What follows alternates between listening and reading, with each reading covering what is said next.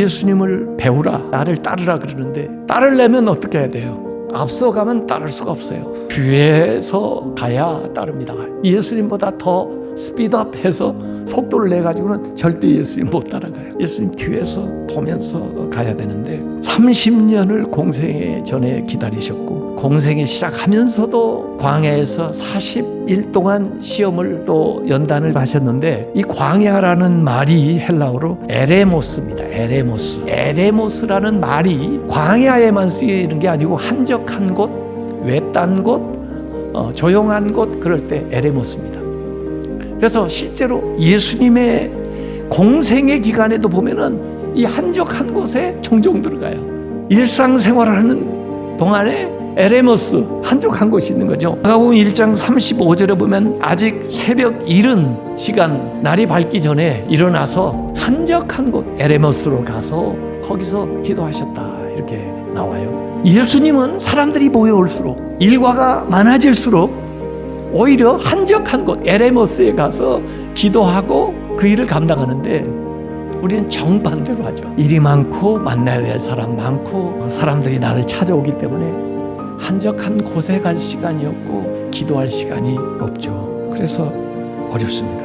토마스 켈리라고 하는 사람은 이런 얘기했습니다. 오늘날의 사람들은 영혼보다 일시적인 시간을 더 소중하게 여긴다. 영혼을 위해서 살지 않고 일시적인 시간을 위해서 살고 그래서 조급하게 살아간다는 겁니다. 자, 그러면 어떻게 할 거냐? 좀 우리가 훈련이 필요해요. 그래서 첫째는 혼자만의 시간 갖기. 일주일에 일과 시간 속에 또 하루의 일과 중에 15분만이라도 혼자 있는 시간 한번 가져보세요. 멍하니라도 하여간 혼자 아무 방해받지 않는 예수님 한적한 곳에 간 것처럼 있는 사무실이든 가정이라서라도 15분 정도 그러면서 자기를 한번 돌아보는 겁니다. 두 번째는 속도 늦추기.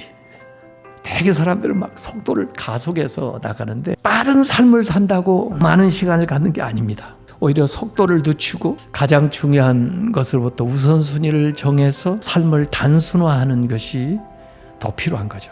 그 다음에 거절하는 법 배우기. 예수님도 요구하는 일에 대해서만 요구대로 산 게 아니더라고 보니까요. 요한복음 11장 6절에 보면요, 나사로가 병들어요.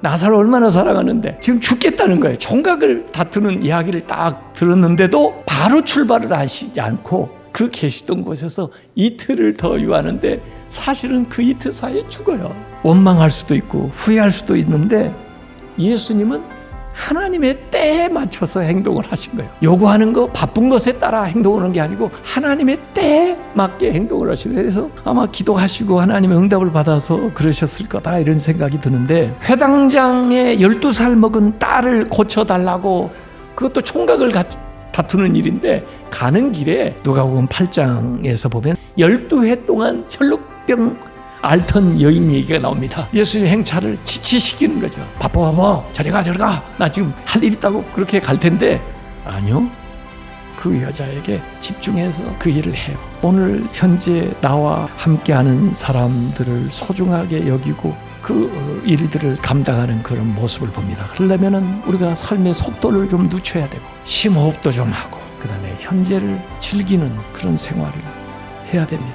이걸 훈련하는 가장 좋은 게 안식일입니다. 안식일은 우리 일주일 동안의 삶의 정점, 클라이막스가 안식일이에요. 모든 시간을 구속하는 것입니다. 그래서 하나님도 창조를 마무리하시면서 클라이막스 7일에 안식하셨고요. 출애굽기에 10계명을 줄 때, 안식일 계명을 줄 때도 애굽에서 탈출해가지고 구원의 역사를 이룬 것의 기념으로 자유, 안식을 주셨고요. 그리고 신약에 넘어와서는 예수 그리스도가 부활하신 날에 이 안식하도록 주일을 정하신 거죠. 그래서 모든 삶의 정점에 이 안식이 와 있습니다. 그게 다 위대한 일들이에요. 안식을 중심으로 살려면 어떻게 해야 돼요? 월, 화, 수는 지난 안식을 기억하면서 좋았었지, 그때 즐거웠지, 평안했지, 그걸 기억하면서 월화수를 사시고요. 수요일쯤 지나면 그 기억 희미할 때쯤 되면 목금토는 안식을 기대하면서 사는 거예요. 그거 다가오지, 내일 모레, 내일 안식을 기대하면서 할 거예요. 그리고는 당일에는 안식일을 누리고 안식일을 지키는 거죠. 그 안식이 선물이 돼야 되죠. 오늘 안식하지 못하면 어디서 어떻게 여러분이 안식하겠습니까?